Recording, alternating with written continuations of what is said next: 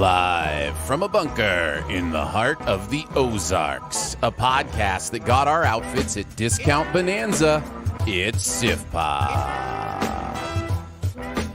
Welcome to Civ Pop Weekly, streaming live most weekends, are available to download later in your podcast feed, unless, of course, you're a patron. Patrons get perks. Patrons get those perks. Go Beavers. I'm your host, Aaron Dicer, and he's happy not to hear a lecture. It's Andrew Ormsby, ladies and gentlemen. Ahoy. And each week we'll chat about movies and television and whatever else from the pop culture universe is on our minds. And please welcome our guest this week, film critic for Fox 19 in Cincinnati. Ladies and gentlemen, it's TT. Woo! Welcome, TT. Hey. TT and I met through Critics' Choice. We're both in the Critics' Choice Association, and so hanging out at the awards or at different meetings, those kind of things, we've gotten to know each other. With my main memory is we were getting ready to leave a kind of a little dinner thing on top of one of the places there in Santa Monica.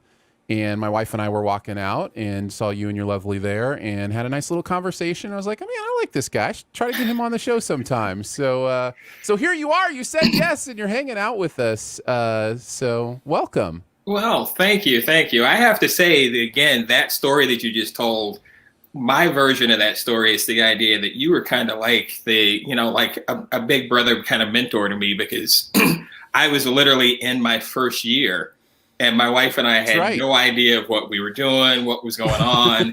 And, I saw you as a familiar face. We had seen each other before at a couple of other press events. And I was like, okay, I know that guy. So there's someone I can talk to. And you and your wife were so gracious. So my wife and I definitely appreciate that. And I'm glad to have the opportunity to hang out with you on the show. So, thanks, TT. No, it was a great conversation, and yeah, I do remember that. Yeah, that was your first year and doing that kind of stuff, and it's good. It's one of my favorite things about, man. I always forget. I've been in the CCA now for, I'm going to say 7 years, 8 years, something like that. And I think that it's just something new in my life, but it's not. Like, I'm kind of a veteran at that whole thing now. So, but yeah, I was thinking about how, it's very likely the awards will happen, but it will look very differently. And I don't even know if it'll, be an event or those kind of things this year. And I was thinking, maybe I'll miss seeing celebrities and that kind of stuff, but really I'm going to miss hanging out with my movie critic friends and just seeing, people like you and just, catching up and that kind of stuff. So it's great to have you on the show. Tell everybody kind of a little bit about your own background as far as, when did you fall in love with movies? Why do you do what you do? Like, how has your story developed to where you're a movie critic now? All right. Well, let me see if I can give you the nickel version of that, which is going to fly by. So sure. The nickel version is this. I've loved film since I was a kid. Grew up in Asheville, North Carolina. My mother used to go to the movies a lot, and not only would she go to the movies, but she would actually buy the soundtrack. So we used to have those big old album jackets, and she was big into black exploitation films in the 70s. And I grew up looking at those album covers for the soundtracks or films thinking, man, I want to go see that, whether it was Cleopatra Jones or, Shaft or whatever. And I was like, that's what I want to do. I want to see those people that are on those screens and kind of live in those worlds. So as I got older, she started taking me to the movies, and that was where the love affair began. I ended up hanging out with friends who had, we all shared similar interests. So I went from my mom to my friends to eventually actually just going by myself, because I got to the stage where there were things that I wanted to see that I couldn't convince anyone else to go check out with me. So I remember going to see The Last Temptation of Christ was the first film that I saw by myself in a theater. And again, it just kind of kept snowballing and adding up. And when I was in college, I actually got a business degree. But while I was in college, really hating my business courses, I took a bunch of classes outside of the business school that, English classes and communications classes where we got to study film as text. So it gave me more opportunities to kind of dig into different kinds of films that I hadn't seen before, different genres, study actors or directors. And I kept building and building onto that. And eventually I got out of school, started working in the nonprofit world, but spent most of my time kind of thinking about each week. It was kind of like, well, what am I going to watch over the weekend? If, film was always that driving force for me, that driving factor. And when I moved to Cincinnati 20 years ago, I came here with a spreadsheet that I had been keeping since probably about 90, 94, 95 with everything that I had seen and with notes about the films and, what I liked, what I didn't like, whatever else. And I got here and I sent that spreadsheet out to every outlet in Cincinnati and kind of said, I've never written about film before, never written professionally, period. And I was kind of like, I think I can. And if you want to know what I think about film, take a look at this. And the Alt Weekly here, Cincinnati City Beat, the editor at the time took a look at that spreadsheet, reached back out to me, said, hey, let's grab coffee and we'll have a chat. Nice. And before I knew it, that was my first gig. I started writing for them. And it's been about 6 or 7 years now that I've been doing not only the work with them at the paper, but I ended up hooking up with the local Fox affiliate here, Fox 19, and was doing just 1 day a week. It was, Friday opening day. I would do reviews for them, but then obviously quarantine hit, and about 2 weeks into quarantine this year, the producer that I worked with was kind of like, okay, would you like to be on for more than 1 day a week? And I was like, sure, I guess. Like, I don't know what you're thinking that I'm going to do. And he's like, well, whatever you're watching, whether it's streaming shows or, old movies, or whatever else. He's like, we need to fill time slots. So he's like, I can give you, 5 minutes a day for each weekday. And that would have been such a strange situation, right? Because they're coming to you with a great offer. It's nice, more exposure, all that kind of fun stuff. But they're coming to you and saying, hey, during this time where there's less movies coming out, why don't you talk more? It's like, okay. Yeah. But, it's been interesting because what has happened is obviously there are still tons of independent films and the distributors that are out there trying to get those titles out because they're coming out on video on demand. So I was able to kind of open things up because initially when I was doing just the 1 day a week kind of deal, you were only talking about the blockbuster films that were going to open up in the multiplexes. So, and I used to kind of debate with the producers like, well, wait a minute, these films don't need me in the same way that some of the independent fare that's going to play at the Art House Theater here in town. Right. Like, I want to talk about that stuff more. And they were always kind of like, well, we'll give you a minute at the end of your segment if you want to, riff about some of these things you want to talk about. So it was like, okay, that's fine. But now, thanks to quarantine, they were just like, whatever you want to talk about, just, just talk about it. And it's great. So it really gave me the chance to kind of open things up and get the viewers here exposed to more than they were going to see in those multiplex kind of scenarios. Yeah. And I live downtown in Cincinnati now. So it's one of those things during quarantine, my wife and I go out for walks and I see people on a fairly regular basis now who were like, hey, movie guy,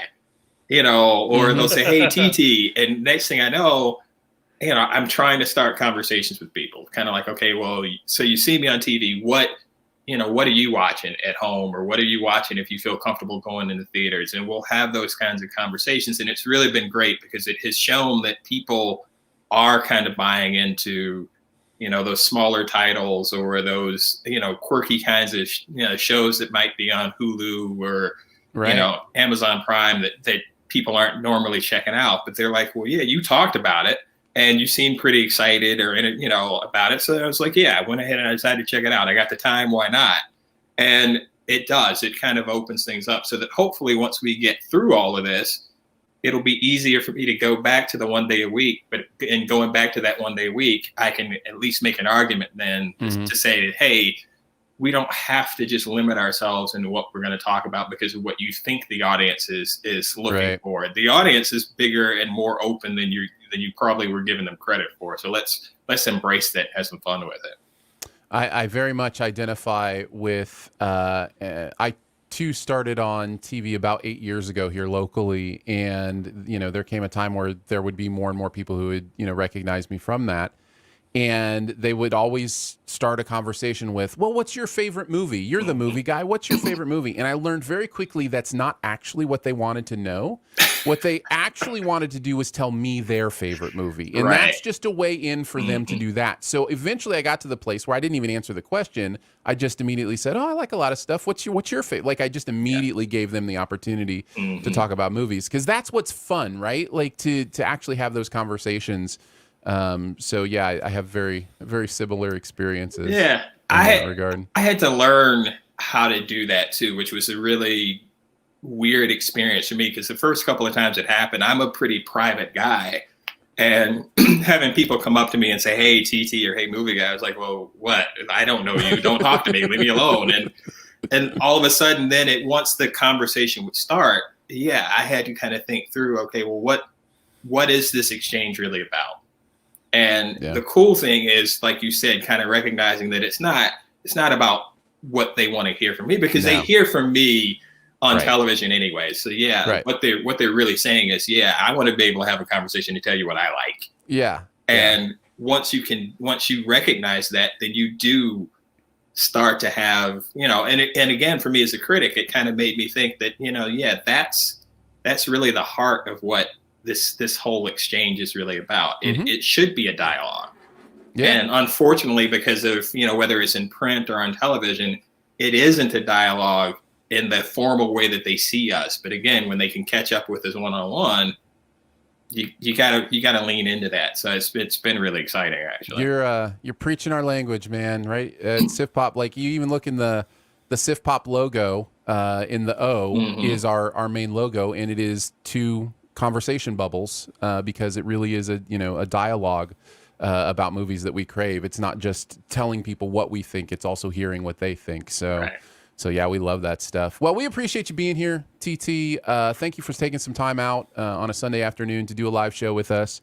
It's gonna be a lot of fun, and excited to have you around. So let's just go ahead and get right into it. Let's kick it off with a review of Let Him Go. Following the loss of their son, a retired sheriff and his wife leave their Montana ranch to rescue their young grandson from the clutches of a dangerous family living off the grid in the Dakotas. Of course, Kevin Costner starring in this, kind of doing that down-home Costner thing. What did you guys think? Andrew, we'll start with you. Did you like it, love it, dislike it, hate it, or it was just okay? I'm going to give it a frustrated liked it. Okay, a frustrated liked it. Yeah. TT, what do you think? I'm firmly in the liked it, and maybe even leaning a little higher than that. Okay. But firmly liked it. Sounds like a high side of liked it. I really struggled on actually both the movies we're going to talk about this week. My meter kept kind of going like this as I would think about different portions of them. I think I land for this one smack dab in the liked it category. I like this movie. I found it entertaining. I was never bored. I felt like it felt like a good movie going experience, if that's a thing in 2020. It felt like a good movie watching experience. And there were certainly some things that stuck out to me that I didn't quite like. But overall, as I look back, I go, no, I like that movie. I would recommend that movie, that kind of thing. So what are some general thoughts, TT, on Let Him Go? Well, for me, one of the reasons why it's in that like it and leaning a little higher category is because, for better or for worse, one of the things that this film is hopefully going to remind the industry of is the idea that you can actually make, this kind of film, which is kind of a mid-level, mid-range kind of studio release. Sure, yeah. With recognizable stars that doesn't cost a lot of money, but again, it's going to know its audience really well, and it's going to zero in on them in that particular way. And again, we used to get more of those kinds of films. We, unfortunately, because of, again, kind of pre-COVID, we were in the superhero blockbuster kind of realm, and then it would get broken up a little, obviously, during the award season with the prestige films. So it was either that stuff or again, the smaller fare that you'll get in the, in your art house theaters. But there wasn't that middle range, or there wasn't as much of that as we used to get. So yeah, I kind of appreciated the idea that this was an opportunity to kind of come back to those mid-range kinds of titles and get just good, solid entertainment for that value. Yeah, everything seems like it has to be an event movie, and this movie's like, no, it doesn't have to be an event movie. It can just be a well-made film. So I hear that quite a bit. Andrew, what are some of your general thoughts? The reason why I'm giving it a frustrated liked it, yes, I did like it, but I'm frustrated because there is a brilliant movie here that the potential was not fully tapped on. Like, I'm watching this, I'm like, man, I know this movie could be like one of the best movies ever if they just like polished it up here, or if they just worked on little bits here, because there's moments in this movie where I'm going, wow, the acting by Diane Lane and Kevin Costner, and even Leslie Manville, like, oh man, you guys are just chewing up the scenery. But then there's scenes, I guess you could say, like the meat and the potatoes of the movie, like where the movie really is supposed to be like captivating and stuff. It doesn't reach the potential I know this movie could, but it's still good. The dialogue is, captivating, and these characters are intriguing.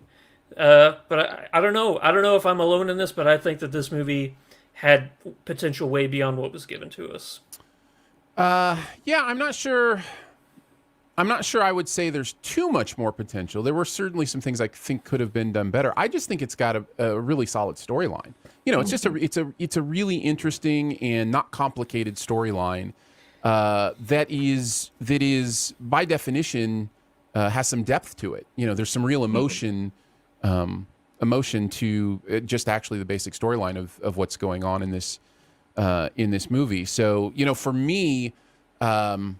I think for me, you mentioned Leslie Manville. I actually didn't quite like that performance. It was one of the things about the movie I didn't enjoy. In fact, that entire family for me was a little bit over the top, a little bit too scenery chewy. And it may just be in comparison to how much I feel like Costner hits it out of the park in this movie. Like, just he feels so authentic and so real. And Diane Lane does as well. And they just feel so authentic and real. And then I just felt like the Wee Boy family in general, other than Jeffrey Donovan, who I thought I like Jeffrey Donovan. Yeah, I thought he kind of maybe bridged that, because there's a maleficence to this family that is beyond. It's not.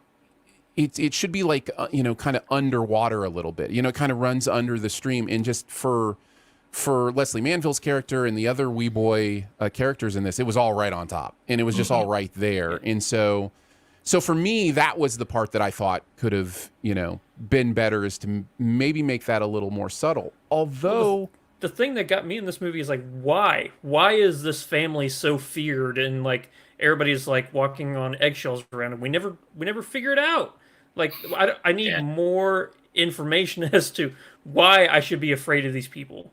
Just everybody's like, ooh, the Wee Boys. Ooh, the Wee Boys. I'm like, what about them? What do they do?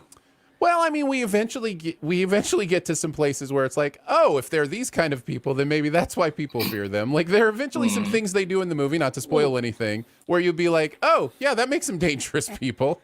Well, but yeah. Yeah, but like to an extent, but sure. I don't know. I guess I can't get into more of it without spoilers, so Sure. I'll just leave it there.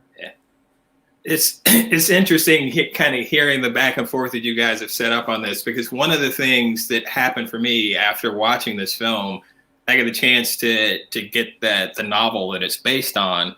And I usually obviously don't have the time to read novels after seeing a film and, kind of doing your reviews and all that. But I did take the opportunity to read the novel for this.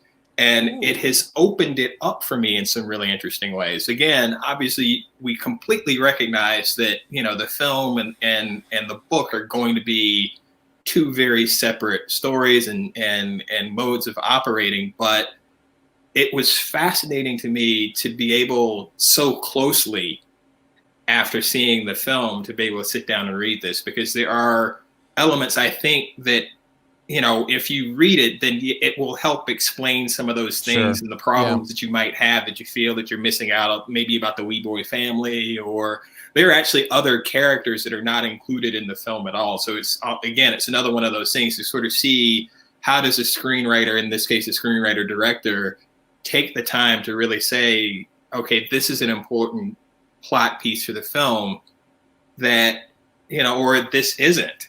And how do I make those choices? How do I streamline things? And what am I sacrificing by making those choices? I think I feel the same way about the book, actually, that I feel about the film. It's a simple story, but it's told really well. And by the time I finished it, I was kind of like, yeah, I really like this book too. It's not going to be like my pick for the best book I've ever read or anything. Right. But it's a very solid story, and every element works perfectly. And again, now that we have Costner's face and Diane Lane's face kind of to attach to these characters, it filled it out for me a bit more. It really did. I had two thoughts on that, and I think they kind of work hand in hand, because I think one of the things we're all talking about is character investment. And I think the movie does that really well. It sounds like the book does too, where you are invested in what happens to these characters. Now that leads to what may be my favorite part of the movie, or my favorite thing about the movie, which I just think the tension in this movie is really well done. The scenes where we're supposed to be on edge and wondering what's going to happen, and oh no, our friends are in danger. Like, those were real, and I really got those, and I think a lot of that has to do with the character investment and the way that it's set up. And and so if I had one thing to pick out about the movie that I think it has going for it the most, I think it's the tension. I think it really can dial that tension up to the place, and also it does it smartly too, because it understands as an audience where you need to go, where you need to release the tension, and then how to dial it back up again, and maybe a little bit more. So there's a good flow to the tension in this movie too. It's not, I don't know, I'm gonna say uncut gems where it's just all tension all the time, that kind of thing. So I thought that was, a really well done part of what's going on here. Any other thoughts? General thoughts? Aaron, have you started watching Yellowstone yet? I haven't. This made me want. This made me even more likely to pick that up at some point. Well, the reason why, whenever you said Kevin Costner is like one of the most captivating parts of it to you, as I was watching, I'm like, oh yeah, he's just doing his character from Yellowstone. Well, and his character from Field of Dreams, and his character, he's just down home Kevin Costner, Right. Yeah. But without getting too much into spoilers, I think my biggest negative with this movie is the decisions one of our main character makes throughout the film. I questioned, like, this is not in your best interest, nor your partner's best interest. You're driven solely by emotion without any cause of like survival instinct or anything like that. Like, why are you doing this? Why are you doing this? Because it could also work for a pro, because at the end of this movie, you're supposed to be going, oh yeah, well, it's not all black and white, like technically they have no right to ask for this child or anything. Like, yes, they want to help it, but other than that, I mean, that's all that they're going off of. But so the movie does leave you with a lot of like moral quandaries at the end of it. But at the same time, I did find myself, like, while I was watching the movie, going, that's a silly move. I wouldn't do that. Think of the because what you're talking about are a lot of the same things you deal with at the end of Gone Baby Gone, right? Like the some of the similar ideas. And think of the difference in how these movies handled that, and think of how much more you come away from Gone Baby Gone just completely wrecked and just completely like, I don't know what I would do in this situation.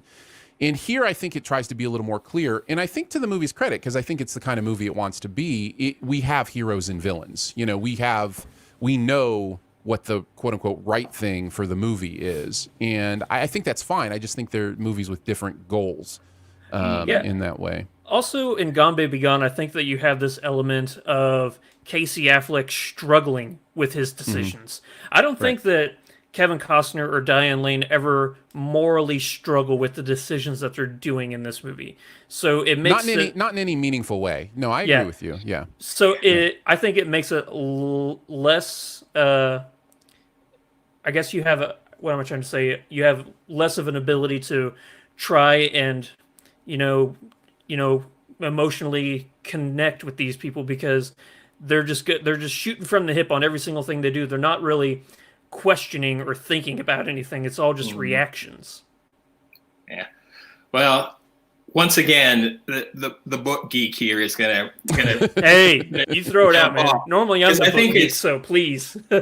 I think it's fascinating that you actually mentioned Gone Baby Gone, because I love that movie and the way that it plays out. But in the same way, I also read the book that was based on, and there is a really interesting thing for me in that I think Ben Affleck, made a very key decision at the end of that film. It changes from the end of the book. And as a matter of fact, I think the film is actually better than the book because of the choices that he made. He makes a decision to say, okay, this character is going to be reinvested in the life of this person in a very key way that was not written. That was not how it was written. And it made it impactful in that way. Unfortunately, in the case of Let Him Go, there are things that you don't know about this couple that are not part of the film, but that are part of the book. And again, it's not a huge detail in it. They don't necessarily spend a lot of time with it, but there's just enough of the information that you're given to let you know that, okay, well, wait a minute, this is really what's driving them and why they're doing this. Yeah. And it is actually weird now that I'm sitting here thinking about it. You don't get that information at all in the film, and I think the way you guys are talking, by not getting that information, it sets up a really a meaningful degree of frustration that if they had figured out a way to incorporate this little bit of backstory, it would have probably satisfied you in a lot of ways. Yeah, and that's just at the end of the day, that's something books can do better than movies. You know, it's just there are very few books made into movies that I watch the movie after reading the book and don't see the shortcuts. You just because there have to be shortcuts. You just have to do it. So no, that's good information, and I'm glad you brought that up. I did care about this couple. I liked the dynamic. I think this movie is more about their dynamic almost than anything else. It's really about, her leading with her gut and him trying to steady that. And I think the movie does a good job at playing out that dynamic. Overall, for me, I think this is one I would recommend to somebody who just wants a good movie to watch. It's something. It's not necessarily going to blow your mind. It's not necessarily something I would say, hey, risk your life during a pandemic to go see in the theater. But it's something I would say when it's available to you, check it out. I think you might have a good time with it. What about you guys? Would it be a recommend for you? Oh yeah, definitely. And again, I feel like this is the kind of film, again, in that mid-range kind of category that I was talking about earlier, that will play well whether it's on a big screen or whether we're streaming it, on our computers or our TVs at home. And having those familiar faces will draw you in and give you that sense of comfort as you kind of make your way into and through the story. So I think, I have no problem recommending it at all. Awesome. Yeah, it is interesting that this was a in theaters only type of movie because, like TT said, it's not a movie that demands itself to be seen on a big screen or anything like that. So the fact that a streaming service or something like that didn't buy it up, or video on demand or something like that, it's interesting. But I'm not going to complain about getting to go to the movie theaters because I miss it. Yeah, for sure. Well, speaking of the movie theaters, our next review also is one that you can only see in theaters right now. Let's talk a little bit about Freaky. 17-year-old Millie Kessler spends her days trying to survive high school and the cruel actions of the popular crowd. But when she becomes the latest target of the Butcher, the town's infamous serial killer, her senior year becomes the least of her worries. You got Vince Vaughn and Catherine Newton playing the main roles. in this, and this comes to us. I forget exactly where the connection is, but it's the same genesis of the Happy Christopher Death Landon. Day. Yeah, Christopher Landon, right? Right. Yeah. And it kind of plays those same chords, where here's a thing that movies have done, body switches, whereas Happy Death Day was Groundhog Day scenarios. Yeah. This is And Freaky now we're Friday gonna the 13th. Yeah, now we're going to put a horror spin on it. So what did you guys think? TT, we'll start with you this time. Did you like it, love it, dislike it, hate it, or it was just okay? Squarely liked it. Okay, right in the middle of the liked it. Right in the middle. Same. Squarely right in the smack dab middle of liked it.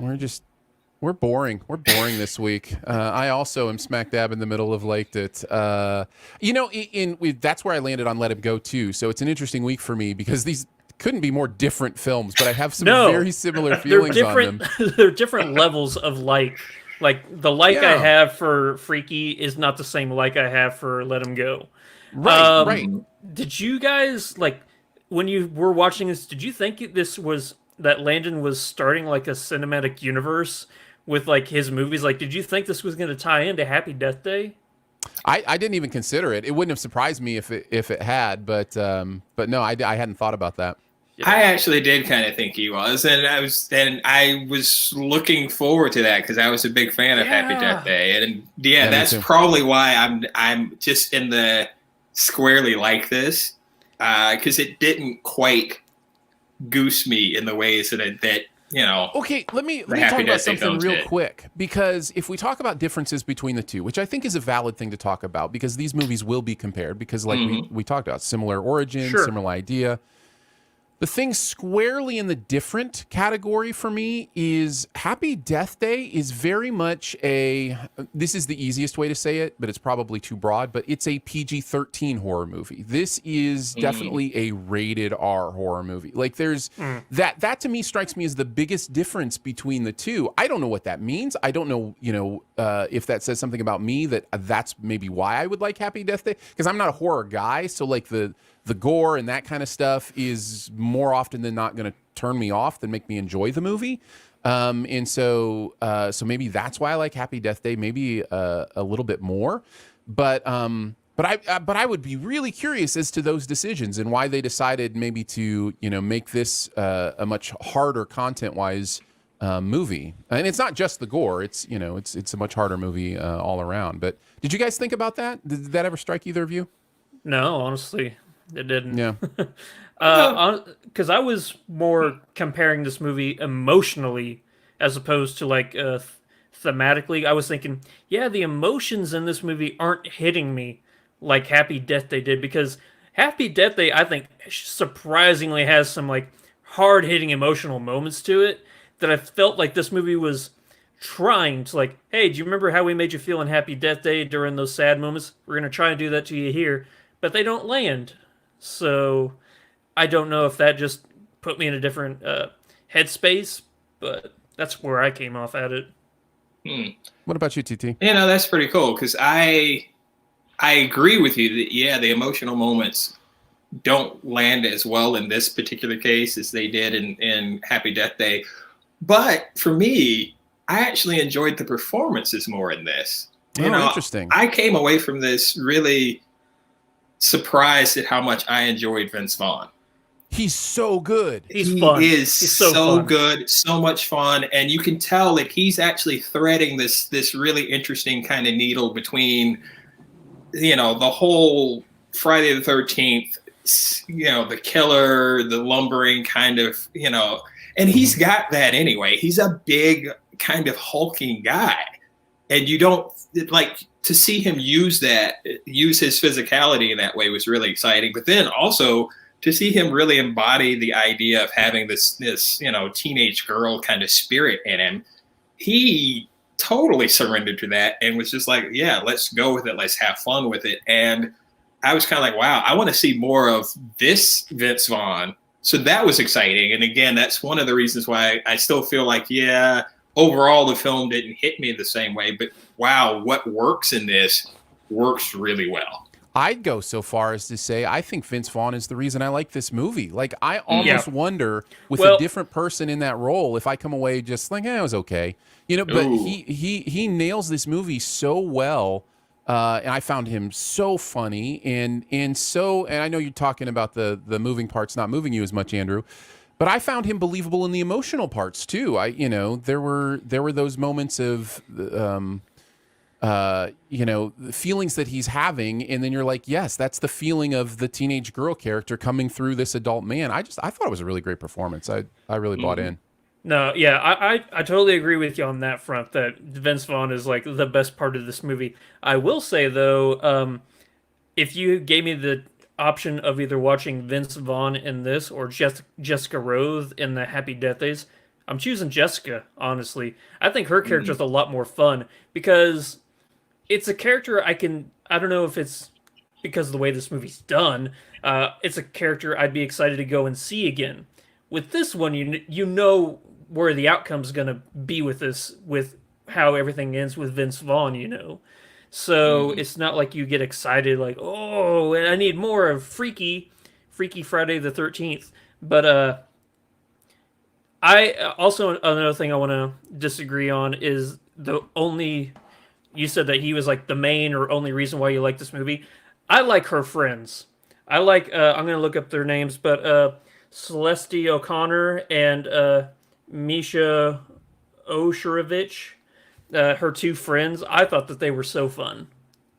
We're going to have the exact same conversation we had about the Wee Boys. I found them a little over the top. This whole movie's over the top.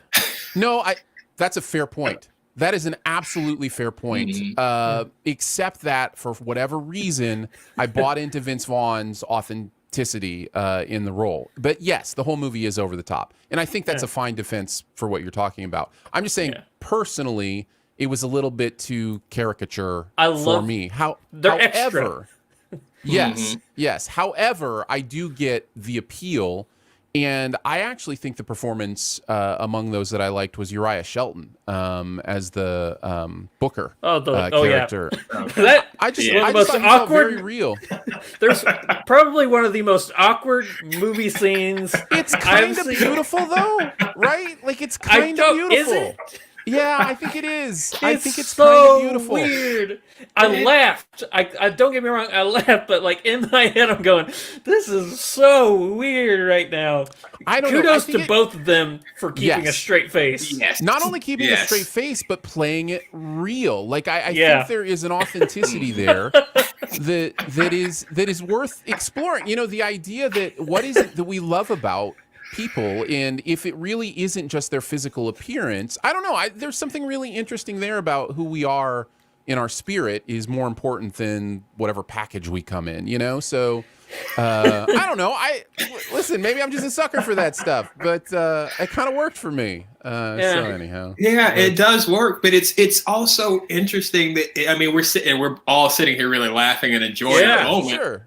But it didn't feel like that there was any effort to try to put, quotation marks around what was happening. It was just what happened in that moment. And that was kind of like, wow, that's and it wasn't like the gay panic jokes, in the 80s or whatever. It was like, oh no, like there wasn't any of that to it. There wasn't any kind of like making fun or anything like that. It was just, and I can really see how how many people would feel seen and kind of heard, you talk about the transgender community and you talk about the idea of, not feeling externally like you feel internally. And man, that could be really meaningful for some people. So yeah, I thought they handled it really well. However it made you feel, I felt like they handled it really well. So yeah, definitely. Is that the highlight of the movie? Is that scene the highlight of the movie? I don't know. Probably not. For me, the highlight of the movie is probably when he has to, I should say she, sorry, pronouns. She, in Vince Vaughn's body, has to convince her friends that... the dance? Yeah, and so there is that whole fight / trying to convince scene that is so good. That's probably the highlight of the film for me, when I really come down to it. But But yeah, I don't know. Again, it's another movie that I had a really good time watching, and I think there's a lot to be said for that. So, what are some other general thoughts, guys? Anything? I just really cover wish it all? Yeah, I really think we wish this, did. other than I really wish this was a Happy Death Day universe. Like it was a extended universe. It's it's frustrating, but it's not necessary. It doesn't take away anything. It's just something I wanted. I wasn't given. So that's not really that big a deal. Yeah, that's on you. Those are your expectations. The movie doesn't have to live up to that. But yeah, no. What's interesting, Happy Death Day itself, like with Happy Death Day to You, kind of broadened the idea of what that movie was in an interesting way. So and that's why I thought it was branching out. Right. It's not that he's unwilling to play with those things. So who knows? Yeah.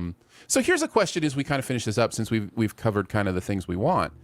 What is the next film genre trope for him to make into a horror movie? We've done Groundhog Day, we've done Freaky Friday. What's the next one that he could play around with?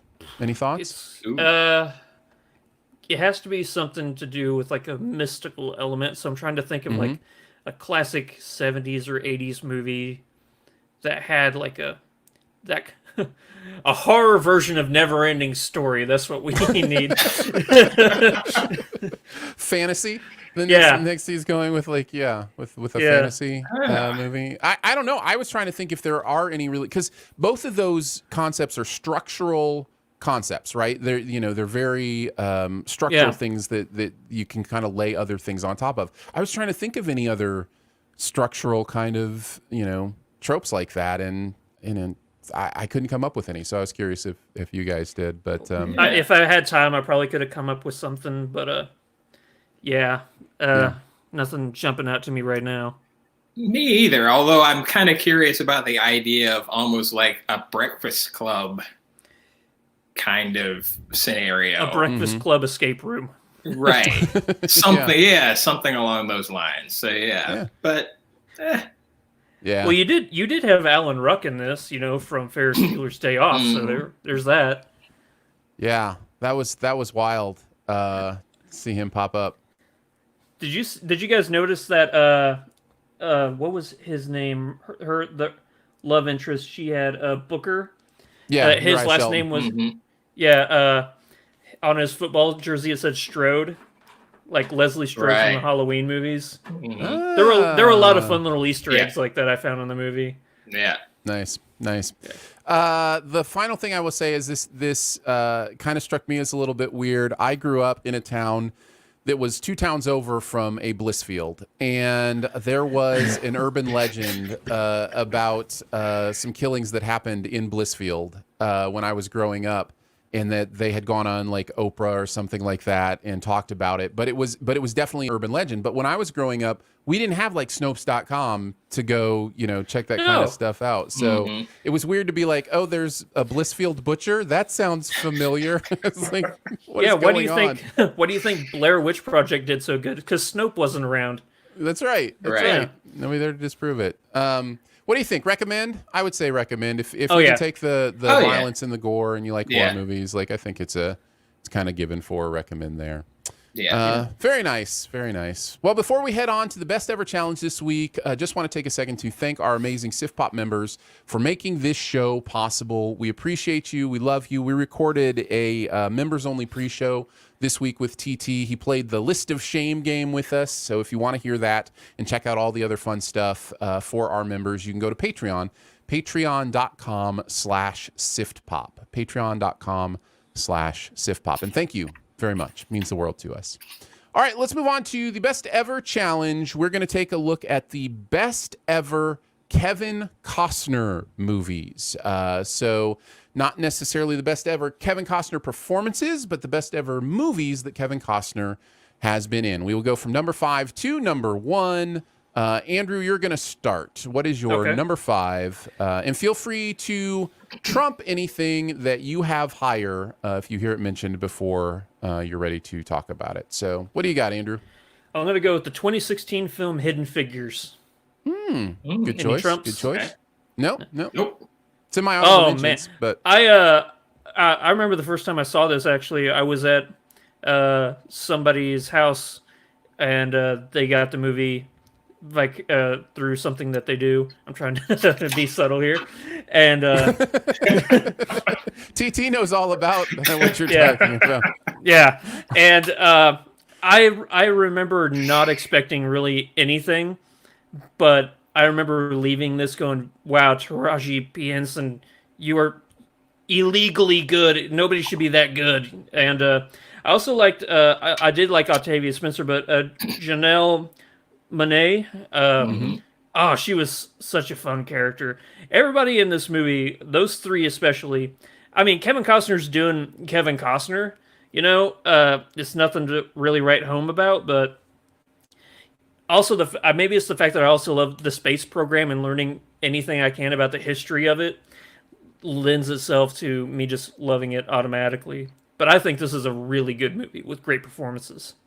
I agree with you. I think it's very solid. I definitely had it in my honorable mentions as well. I think the key takeaway from that, Andrew, is that you think Taraji P Henson should be arrested. I think Yes, for being too good of an actress. Oh, okay. I just clear that up. TT, what do you got at number 5? All right. For me at number 5, I've got The Upside of Anger. Oh, okay.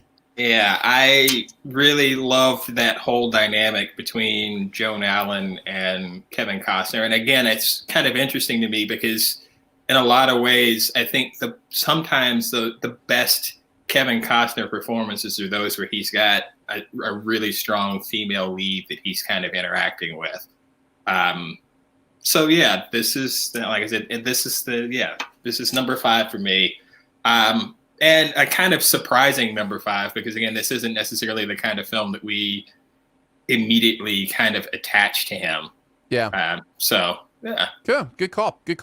I will preface my number 5 by saying my entire list is very personal. So there are reasons I love these movies more than some that you might think would be on the list. And anytime you have to give a preface, you know that interesting things are coming. But I have it number 5 for love of the game. I love that movie. I really like this movie, and part of it has to do with sports. I love sports movies. Yeah. Kevin Costner in sports movies is extra fun. He does baseball movies really well. A much larger portion of this than I would like to admit has to do with it that he's playing for the Detroit Tigers, and as a Michigan boy, watching a Detroit team succeed these days is very fun. And I don't often get that chance. So does, and just the way this movie holds. In fact, the part of this movie that almost drags it down is the backstory stuff, the relational stuff. The game stuff in this movie is just absolutely wonderful. But I think there may be just a little bit extra of kind of what the movie is actually about than I needed to kind of get that feeling between them. So. But I love it. I always enjoy watching it, so I had it at number 5. No, I'm right there with you. I love it too. It's as you'll know later on. It's not my favorite baseball Kevin Costner movie, but I do love it. A little bit of a tease. Yes. What's your number 4, Andrew? Here's where I have Open Range. Okay. You know me. I gotta love a Western, and this is. Whenever I first saw this, I'm like, oh. So this movie wanted to be Unforgiven, which I love Unforgiven, and it felt similar. The only thing that was keeping it from being just as good as Unforgiven is I think Gene Hackman as a villain in Unforgiven is unmatched in Open Range. I think that there's a level of, I guess you could say, disdain for that character, but at the same time you understand his, why he does what he does. Gene Hackman's just great. But in Open Range, the Robert Duvall and Kevin Costner going back and forth, there's a bond there that you see between those two that is really something special, I think. Like whenever you have two characters that can be portrayed as knowing each other and understanding each other the same as they do. And you know me, just like Aaron, I shouldn't say just like Aaron, but Aaron is with sports movies. I am with Westerns. Yeah. So, yeah, for sure. Yeah. All right. Yeah, TT, what you got at number 4? I'm going to go with The Untouchables. Great choice. Trump. Yeah, I was expecting that. on that one. Yeah. I was expecting that. I had it in my honorable mentions, but we'll wait till Andrew gets to it. All right. Sorry. My number 4, again, sports movies. What are you going to do? I really enjoyed McFarland USA. I don't know. This one feels very under the radar to me, but Disney has this sports movie formula down. Like, they just get how to make these movies. Miracle is the best sports movie ever made. Yeah, I mean, that would be an interesting conversation to have, but it's definitely up there for me. I love Miracle. But yeah, McFarland USA is one I don't think a lot of people have gotten around to seeing. Kevin Costner is coaching a track team, and as they kind of do their thing, it's just I don't know what to say. It's the formula. I just dig it, and it gave me all the feels and all the funs. So I had to mention that one as well. So that's my number 4. What do you got at number 3, Andrew? Real quick, for some reason, whenever you said McFarland USA, I don't know why, but I thought you were. But the movie Draft Day came into my head. I'm like, how did you like Draft Day? That movie wasn't that good. But no, yeah, McFarland. You know what? There are some scenes in Draft Day that Kevin Costner alone makes amazing. Like that movie is not great, but there are some scenes I would watch again. Yeah, that's an honorable mention for me, actually, too. Yeah. Okay. Wait. My number 3. You're number 3. All right, here it is. You know me, I hate baseball, but I love baseball movies, and I got to go with the saddest of them all. I'm going with Field of Dreams. Yeah, definitely trumping you on that one. Yeah, I had a feeling. What's your number 3, TT? Oh, that's funny because that was my number 3. Oh, well, I'll trump you as well then. I'll trump you both. That was my number 3. All right, Aaron, what's your number 3? Oh, man. I really feel like this list is saying a lot about me. My number 3, I can almost guarantee isn't on either of your lists. My number 3 is A Perfect World. Do you remember the movie A Perfect World? Mm-hmm. This is I remember A Perfect World that dealt with water. The only reason I would think maybe, Andrew, you would know this movie or have seen it is because it's Clint Eastwood. It's Kevin Costner and Clint Eastwood. And it is just, it's kind of different than a lot of the stuff Costner has done. And I think that's why I like it. We talked earlier about Costner being Costner. Where he's the criminal. He kidnaps the kid. Yeah. It's a good movie. That's a really good movie. It is a really good movie. Yeah. I'm glad to hear maybe some agreement on this, but I have just never.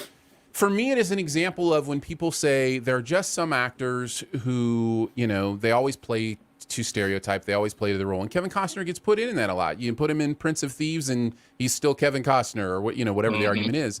I'm like, you know what? Even those people have those occasions where they do something a little bit different. And I think Perfect World is that for Costner. And I think he's good. I think he's really good in it. And the dynamic between him and Eastwood is good. So it's an under the radar one that if you haven't seen, I would definitely recommend. Again, it's called A Perfect World. So I have that at number 3. No, I totally forgot about that movie. No, that's really good. What is your number 2, Andrew? This is where I have The Untouchables. All right, let's talk about it. Rest in peace, Sean Connery. Yeah. First off, really, really sad. He is the best part of this movie, by the way. Sean Connery is. A lot of people would say that they like De Niro as Al Capone. Yes, he's terrifying, especially that one. I'll just say the scene in the dining room. But no, I think that the way Sean Connery carries himself, his confidence and his knowledge that he brings to, trying to bring down one of the most, if not the most notorious mafia boss of all time. And Kevin Costner's right there with him. You have this young lawman who's just getting thrown into this world, and he's like the Robin to Sean Connery's Batman. But the way this movie is, I know, Aaron, you don't like mob movies, but I don't know if this counts. I don't know if this counts because it's technically not glorifying the mob lifestyle. It's really... I don't mind movies that involve the mob. What is hard for me to get on board with is a little bit of the Scorsese thing that happens sometimes, where there's an excitement about the mob. Like where there's isn't this cool and fun and interesting, kind of a Goodfellas kind of thing. So, but yeah, no, this is a little bit different. Untouchables doesn't quite fall into that for me. So yeah. All right, number 2, TT. What do you got? I get the feeling this one might get trumped, but we'll see. personally invested. Aaron, you Mhm. already mentioned this. I'm personally invested in my number 2, and it's Bull Durham. Ah, nice. Good choice. It was in my honorable mentions. So, Yeah. I grew up in Asheville, North Carolina. You know, the end of this movie, they actually shoot at the stadium in Asheville where the tourists used to play. And again, as a kid growing up, I was a big baseball fan. I actually played Little League ball, spent a lot of time watching the tourists play, and actually even remember when they really did come and they shot outside of the stadium. Nice. For that. So yeah, and again, the sports films. Yeah, I have a real soft spot for especially for Costner in the sports films, because he's obviously has a real affinity for it as well, and it kind of works for him. So I'm always really, really excited and impressed by someone who you get to kind of see revisit, a particular theme and can find ways to, expand and explore within those worlds. And again, he's done it with baseball and golf and football. And it's kind of like, yeah, to a certain extent, he is one of those people who, as a performer, we kind of think, well, yeah, you're just getting Kevin Costner every time. But I always feel like in each of these, especially in the sports films, there's always something a little different there, or a way that he's able to tweak it so that it doesn't exactly feel like you're getting Kevin Costner every time. Right. Yeah. No, that's a good choice. Bull Durham's definitely a good choice. My number 2 might get trumped as one of your number 1s. I had Dances with Wolves in at number 2. So I'll trump you.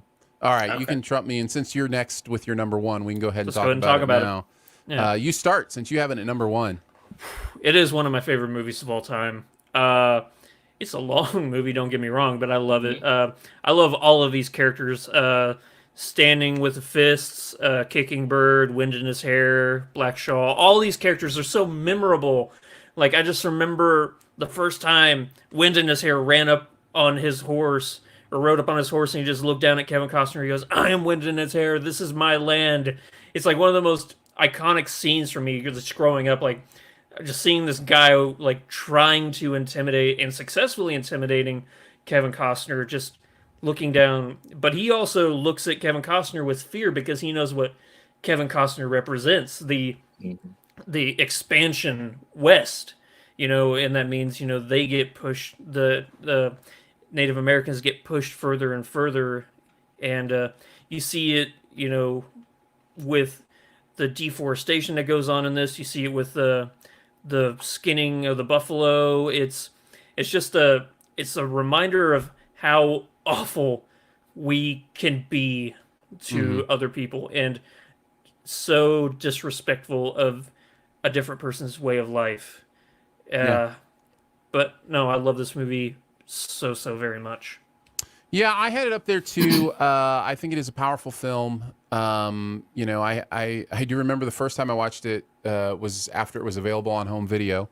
Most people who listen to the show know this. TT, you may not know this. I grew up in a strict pop culture home. We didn't go to movies, and the movies we were allowed to watch were only of a certain kind.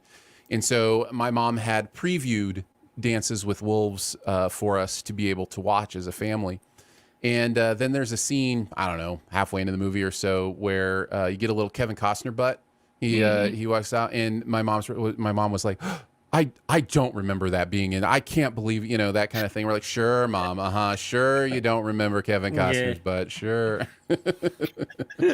So that's kind of one of those personal stories, or something I remember about this movie. But beyond the Kevin Costner rear end, this is a powerful film, and I actually haven't revisited it in a while. So it'd be an interesting one to go back and watch, because I think it's been probably since the 90s since I've seen this. So this movie is an undertaking. It's not a movie that you can just I feel like watching Dances with Wolves. You have to have time allocated to watching it, because it is so long. Yeah. Yep. That brings us to your number 1, TT. All right, my number 1 is from 1987, No Way Out. Oh, which, man. yeah, I'm not sure that many people are going to necessarily go back to this particular film as a Kevin I Costner honestly highlight. don't know if I've seen it, to be honest. Oh my goodness. Let me just tell you, like, this needs to join, like, shoot up to the top of your list. Okay. It was at the time, and again, I remember it because I've been kind of reliving the 80s for a while here now. And again, I was a senior in high school when this came out, and it was one of those films that I saw multiple times when it came out. I saw it in theaters. It involves Gene Hackman as a politician who's having, an affair. Sean Young is his mistress. He has a young military officer who's kind of spending time with him as almost like an intern to a certain extent, and that's Kevin Costner. And Gene Hackman ends up killing his mistress, but turns out that we learn that there's a bit of a triangle going on between the three of them, and again, the investigation always has Costner's character trying to sort of stay one step ahead so that he doesn't incriminate himself, but also he's still trying to protect his boss.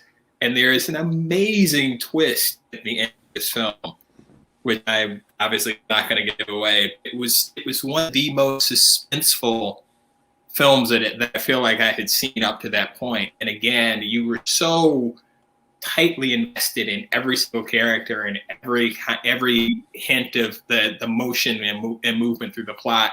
It was incredible. And again, it was one of those things. Costner in 87 wasn't necessarily anyone, he wasn't quite there yet, but this film really helped kind of propel him into that realm. Yeah. And it was one of those films. It was just like, yeah, once you walked away from it, you're like, yeah, this guy's he's going places.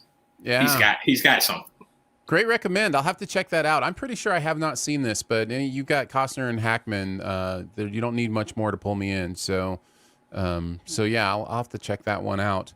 My number one should be obvious since I trumped it earlier. That kid from 1987's No Way Out, 2 years later, went on to make the greatest baseball movie ever made, Field of Dreams, in my opinion. And I say that even as somebody who's not like a huge baseball person. Like, my sport is basketball. That's always been my favorite sport. But I've rarely seen a movie so capture what people love about a sport as Field of Dreams does. There's something just inherent to why people feel the way they do about baseball that this movie really captures. And I find it very moving. I find it very interesting. I find the performances great. That last scene gets me I cry every time. Every single time. Hey, Dad, do you want to play catch? I'd like that. Oh, God. Oh, God. Exactly. Every time. So I love Field of Dreams, and yeah, I know you two had it at number 3 as well. So if either of you have anything you want to add to the conversation, feel free. Gotta love some James. I thought you were Jones. crying, Andrew. I thought you were crying just thinking of the scene. I thought you. I'm not gonna lie. I'm getting misty. I'm getting a little misty here. It's a little dusty. It's a little dusty in here. I got a lot of pollen coming in through my closed windows. So that's just I get it. Yeah. No, it's such a good movie. It really is. I laugh because Aaron knows how much I hate baseball. I hate baseball. But I love baseball movies because I don't know why. It's the fact that they cut out all the boring stuff that 90% of baseball is. And they just get down to what really matters. Well, I hate MMA, but I love the wrestler. So there's we've all got our things. Hey, or not, do not you the mean wrestler. Warrior? I mean Warrior. Warrior. Sorry, Warrior. Yeah. That's what I meant. Yeah. The wrestlers WWE. And I don't like WWE either, but yeah, I like fighting for my family. So there is something about movies that can kind of bridge those gaps and what we like. But yeah. What's the chat got? The chat. We'll do some honorable mentions from the chat. Robin Hood, Prince of Thieves was mentioned, of course. And let's see, Waterworld. Where do we stand on Waterworld? I like it. It's not bad. Like, it's not as bad as the disaster that it was would indicate that it is. I think Waterworld, what people don't realize when they hear all the stink that comes with that movie, is it wasn't a flop critically, it was a flop box office. Like there was no way it was going to make up the amount of money it cost to make that movie at the box office. You know, I think it's an interesting and fun movie. I really do. It's interesting you say that because that can go one of two ways.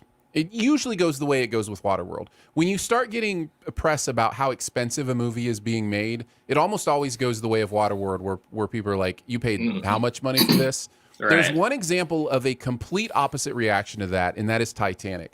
All the press on Titanic before it was how crazy expensive it was to be made, and yet it came out and became the biggest grossing movie of all time. So you can overcome those conversations, but it's difficult, and Waterworld certainly didn't overcome them. I think that James Cameron just has like some kind of magical ability to where he can make the most expensive movie and he'll still get his money back. He did it with Titanic. He did it with Avatar. He's got some Svengali-like hold on the box office. Other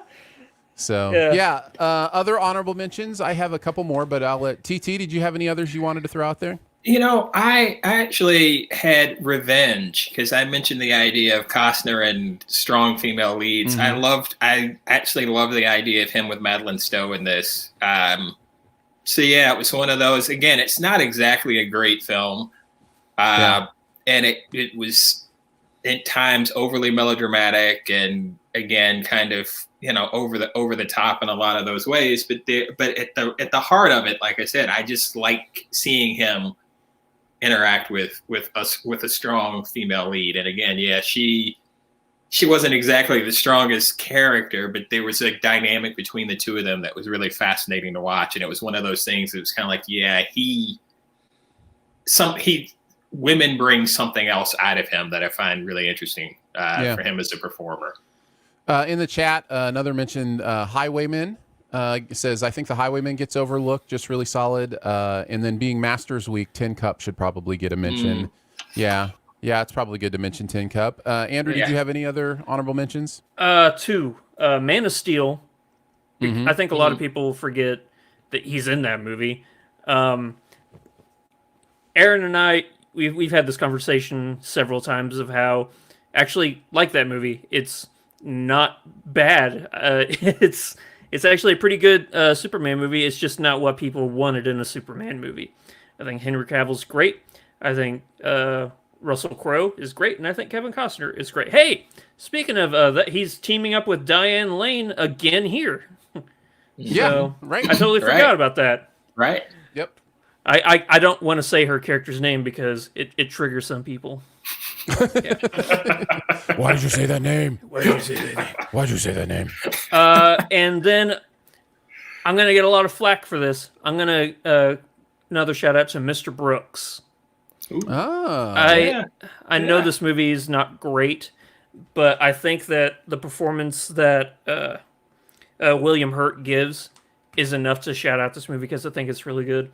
Dane Cook is bad and Kevin Costner's blah.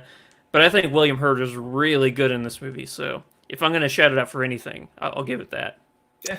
I have two others I would mention. JFK, I think deserves a mention. Then Molly's Game, more recently, is I think is a decent film. He was her dad, wasn't he? Yeah, he sure was. Yeah. Yep. I forgot, man. Yeah. I forget the rules of this game. It's not the best Kevin Costner performance, just a movie he's in. That's right. God, he was in that movie. He was definitely Molly's Game. All right, let's finish it up with our buried treasure. What's that one thing in any area of pop culture that you want to make sure people know about? I can kick us off on this one. I revisited The Player recently because there was some conversation in one of my, movie conversation groups, and it had been a long time since I had seen it, and so I went back to revisit it. This is kind of the insider.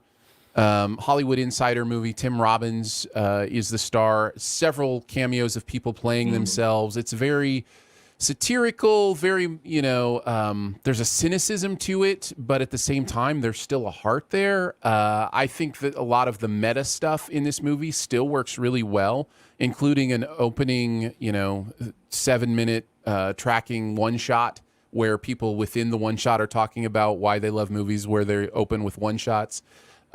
Which, just stuff like that is what makes this movie really fun and really interesting. So yeah, The Player is what I would kind of bring to the forefront today, and just say, if you haven't checked it out and you love movies, it is definitely one that's going to, I think, fill some interesting places in your movie watching if you've never seen it. So yeah, The Player is mine. Andrew, why don't you go next? Okay, so I discovered my new favorite sport, and I gotta let people know about it. Chess boxing. Okay. I'm not making it up. This is a real thing I found. You play chess and Look, you box. I don't usually like chess boxing, but I like chess boxing movies. So yeah, they're some of my favorites. Yeah. Yeah, the one that had yeah, that one that starred Kevin Costner. Yeah, the chess boxer. I loved it. Yeah. No, this is a real sport. Like, I thought it was just a joke that I found online, but no, there's a real league. There's a real tournament series where you sit down for 4 minutes and you play chess. After 4 minutes, the table gets lifted up. You put on boxing gloves and then you fight your opponent. And then after 4 minutes, it comes back down. It's whoever either checkmates their opponent or knocks out their opponent wins. I can't make this up. It's so I can't even tell you how many matches I've watched now just because I'm like, this is a real thing. I can't believe this is a real thing. Who thought of this? Who thought this could be a fun real thing? They were right, but who thought of it? I think it has to be the genesis has to be, let's take the cerebral and combine it with the physical, right? Like, what's the most cerebral game you can think of? What's the most physical game you can think of? And combine those two. You'd be that had surprised. To be where it came from. I was surprised how many games ended with a checkmate as opposed to somebody getting knocked out. And they're not like a noodle-armed, like brainiacs that are doing this. These are like really fit-looking people, but their chess skills are actually off the charts. Like, they know different openings and stuff. They really go. What's that? The chess movie or chess show that just came out? The Queen's Gambit. Queen's Gambit. Yeah, they really go full Queen's Gambit, and I was like, wow, Bobby Fischer's back in town. Look at this. No, I can't make it up. I'm just as surprised as you are that it's a real thing, but you have to know about it because it's great. My favorite chess boxing movie is Punching for Bobby Fischer. Punching for Bobby. I love that one. That's a good one. TT, what do you got for your buried treasure? All right, my buried treasure is a little different than what you guys have done with. I'm going. It's a YouTube clip. I'm a big music fan, and it turns out this combines two of my favorite musicians in one really interesting way. The Rock and Roll Hall of Fame, obviously every year they do their all-star kind of concert gigs where you get just everybody together jamming to support, a new inductee. And the year that George Harrison, who happens to be my favorite Beatle, got in as a solo artist was the exact same year that Prince got in. And I'm a huge Prince fan. I would say Prince is probably my favorite musician of all time. Mm-hmm. So the idea of having those two guys come together in any kind of moment is crazy enough to me as it is. But the performance that they do for George Harrison is While My Guitar Gently Weeps, which is, again, one of my favorite songs from him. Yeah. Okay, now I'm adding this to my watch video. It's astonishing, just, again, the players that you have. I mean, Tom Petty's there. Dhani Harrison, George's son, is there. Steve Winwood is playing in this band. Again, it's an all-star band. I guess the whole taping of the song probably runs about maybe 6 or 7 minutes.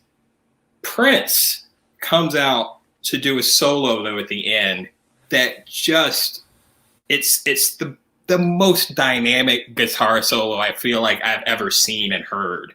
He shows you that not only does he know that solo and those riffs, but he's able to take it and go in completely different directions with it.